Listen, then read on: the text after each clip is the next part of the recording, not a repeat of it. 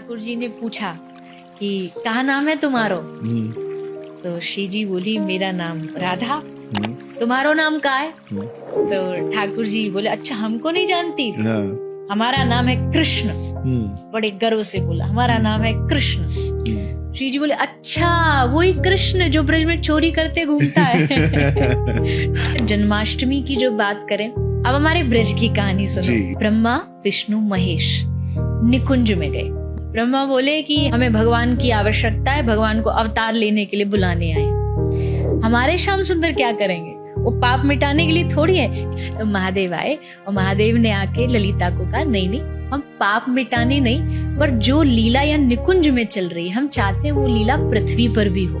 ठाकुर जी ने कहा हम अकेले तो नहीं लेंगे, हमें आज्ञा चाहिए, ये जो हमारे बाएं में बैठी है ना, ये बोलेंगी तो हम अवतार लेंगे।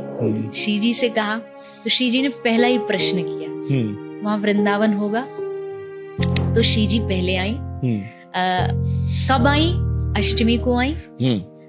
ठाकुर जी आए अष्टमी को आए, लेकिन 1 वर्ष तक श्री जी ने नेत्र नहीं खोले। एक बार जब गोदी में थे, उससे पहले गोदी में नंद बाबा भी कन्हैया को लेके गए थे और इधर श्री राधा रानी आई थी, तब उन दोनों का विवाह कराया गया था। यही मैं आने वाला था, इसी पे आने ही वाला था। गर्ग संहिता की ये कथा है कि तब वो बहुत छोटे थे, तो मैया ने थोड़ी हल्दी ली, थोड़ी मेहंदी ली और श्री जी के हाथ पे लगा ली।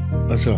अब वो तो छोटी, उनको इसका मतलब नहीं पता कि क्या है। वो तो ललिता विशाखा ने करी ये क्या हाथ में, बोले यशोदा मैया ने लगाई है। तो सखी बोली इसका या को मतलब जाने तू, काले कलूटे के निया तू बहु चुन ली गई है। कंस को मारने के लिए कृष्ण को आने की थोड़ी जरूरत थी। कंस गोपी बन के श्री जी के गोबर ढोता था।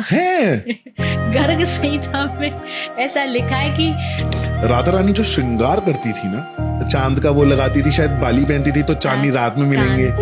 मान लीजिए आज श्री जी ने सीधे कान में अपने पुष्प धारण किए, तो इसका मतलब आज वंशीवट पे मिलेंगे। हाँ।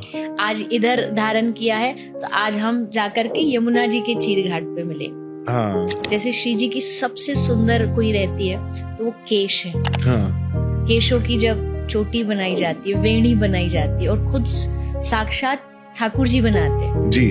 राधा रानी के जो पांव होते हैं उनमें मैंने देखे कि चिन्ह होते हैं कुछ। हाँ जी। मुख्य रूप से हैं तो बहुत सारे, वो मुख्य रूप से 5 होते हैं। 5।